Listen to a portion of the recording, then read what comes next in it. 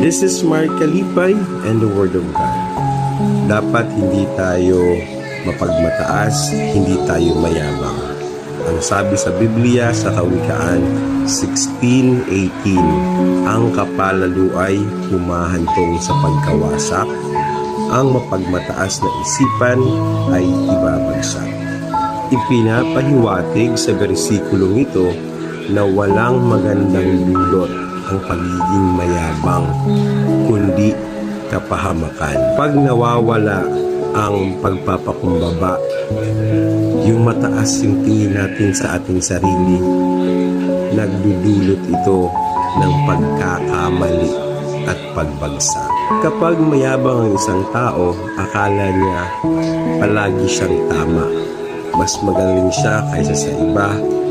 Siya yung number one. At dito, nagsisimula ang pagkakamali, ang pagbagsak at kapahamakan. Kaya ang Biblia, lagi tayong nire-remind na maging mapagpakumbaba para hindi tayo nabibigo sa kung ano man yung mga layunin at kagustuhan natin sa buhay. Yun lamang po. And once again, this is Mark Kalipay and the Word of God.